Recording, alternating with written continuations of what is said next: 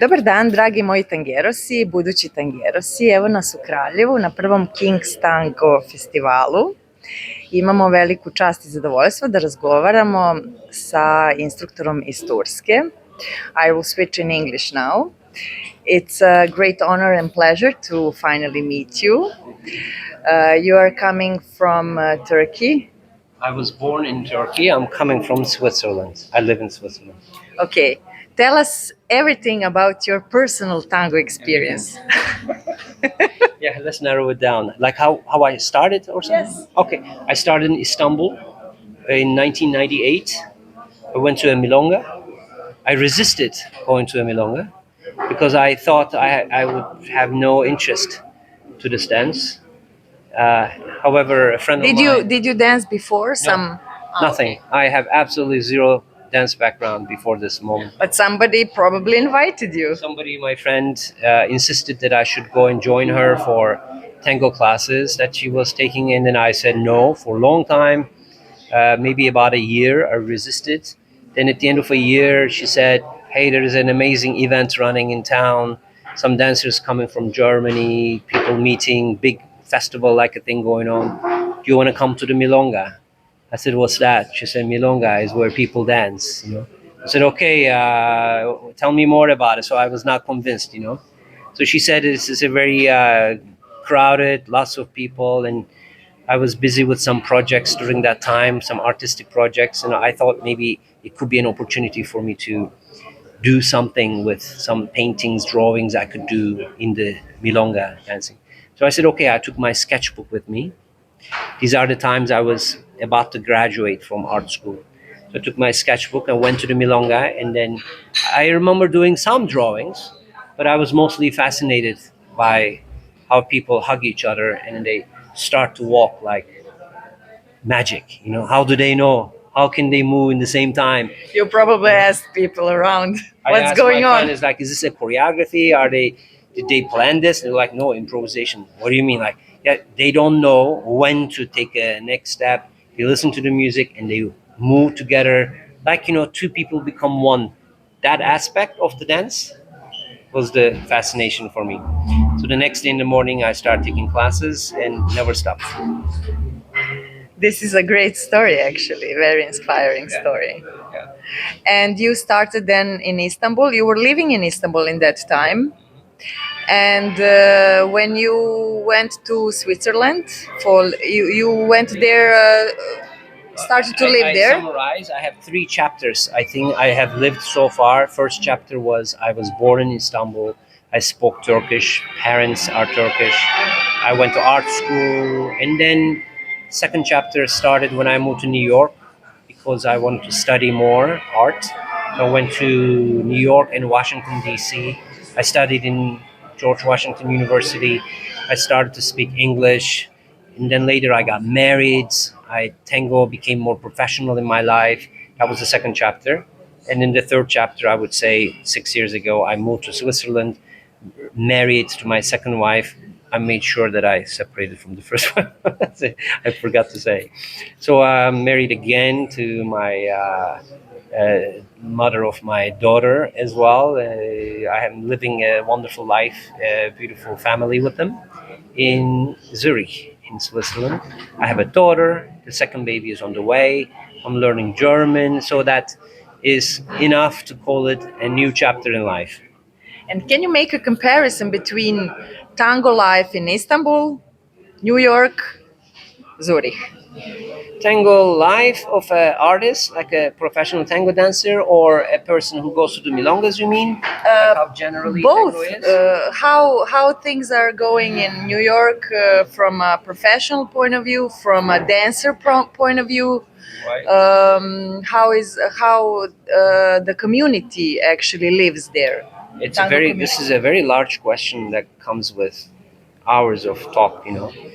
If I can summarize, okay, I'll butcher it down to a short summary. So different cultures, obviously, so different rules, different attitude, absolutely.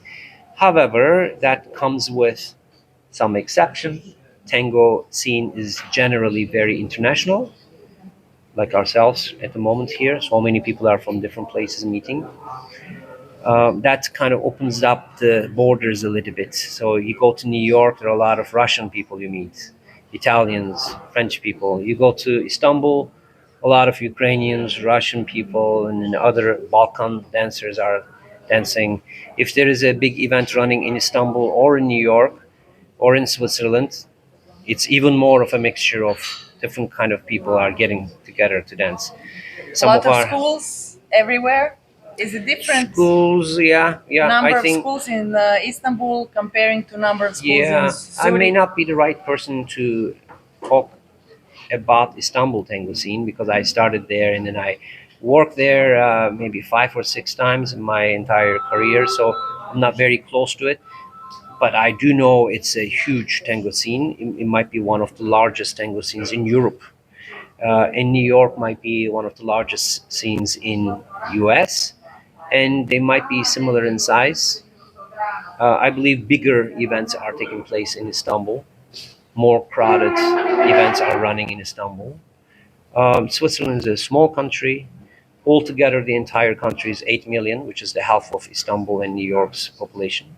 So events are there more, I don't know, 100 people, 120 people. And it's a different quality of events. There's more perfectionism, and people try their best to do high quality events. In Istanbul, I tend to see high quality events, but mostly with huge quantity of people and huge places. So many number of teachers in the festival. It's more like a giant marketplace, you know. And what is your personal experience? Do you like more like festivals or marathons, or what do you prefer? During years, probably you changed your opinion. Um, you are dancing for how many years now? It's quite long, probably. Yeah. So, what do you like more? So I'm a professional, so I'm working, you know. So I'm a working person in the business of tango. Are Therefore, you sometimes going like a dancer to some event? that's why I'm saying this. So when you are a professional, when you travel to earn, you don't end up going to marathons, encuentros often. You have less chances to go and dance for yourself. This might be different for other professionals, but when I look at my calendar, I'm mostly teaching festivals and workshop weekends.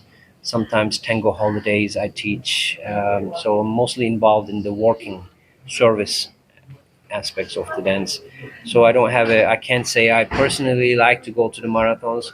Yeah, I mean, I like to dance for myself as well. That would be great. For example, this weekend, I happen to not have my dance partner. He's good friends of mine. They are performing. I'm so happy that I don't need to do a performance. You know, it's like I can just You come can to the milonga relax. tonight, dance for myself.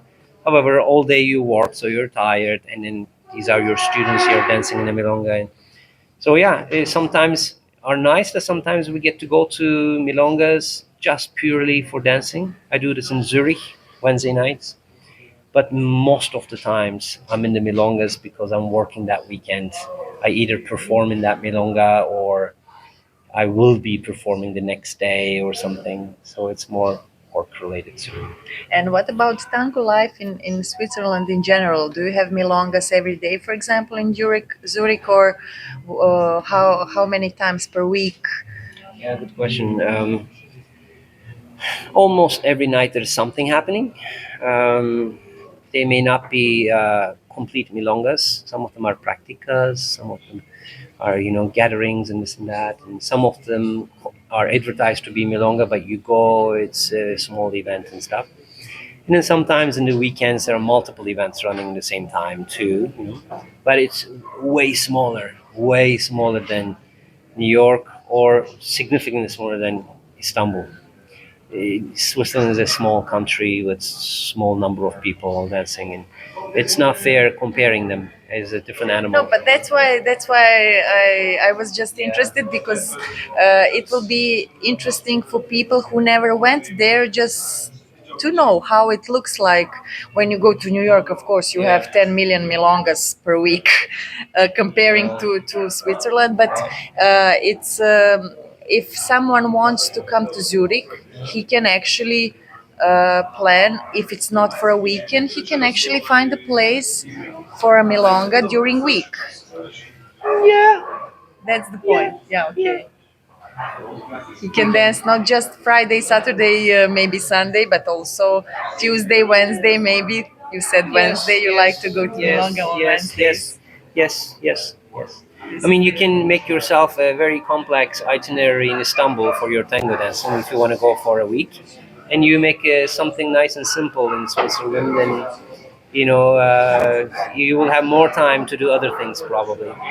But Istanbul milongas will keep you up and dancing until 4 a.m. and stuff. So you're toasted in the morning. You wake up to go to the next milonga or something. And here they're not so long. They don't last till You're 4. right. Yeah, They're like yeah, 12, they 1. Yeah. These are working people, huh? Yeah. Swiss people, For they working, like for to work. us working people, it's much better choice. Yeah. To go. I actually started to find myself the last few years. I like to go to matinee milongas. Oh yeah. So you're a dancer. Huh? Yes. Okay. Great. Yeah. And then of course I heard in Buenos Aires in some milongas that they go until 5, and then people just go to the office directly after the milonga. Yes, and I then can they imagine go that sleep we in the were the afternoon. same before, but Yeah. not. We are trying not to do it anymore. Yes. Yeah, so I think in general, when you make a comparison of two cities, you should look at the population of the city. And unless there is some exceptional thing going on, and there isn't, Istanbul and Zurich are normal cities. Meaning, for example, in some cities in Iran where the religion might play a role, so that's why crowded city, but there's not much. There's no such a thing in Istanbul. So a lot of people living there, you expect a lot of tango, which is the case. And then you can expect again, Swiss people are more waking up early in the morning. They have work to do, and then Turkish people could have more of their freelance kind of thing going on, and they have their own ways of working and stuff. So they are more flexible in their calendars, which is a famous thing, right? I mean, Southern Italians are more flexible in their calendars. Northern Italians are a little bit tighter. Oh, northern you go, Germany, Switzerland, Yes, people yes. are a little bit tighter. They, hey, do you want to hang out, and look at their calendar to say, yeah, next Saturday afternoon, 3 p.m., I can hang out with you. Like, people are a little bit like that there. And then that affects the events a little bit, expectedly. Thank you very much for this conversation. Right. I hope to meet you again at some event, and we can continue with this. We just opened the door of the topics, but we can never explore it till the end. Dragi moji tangerosi, budući tangerosi, evo još jednog lepog razgovora i ličnog uvida u tango život tango instruktora našeg dragog Murata. Vidimo se, ćao!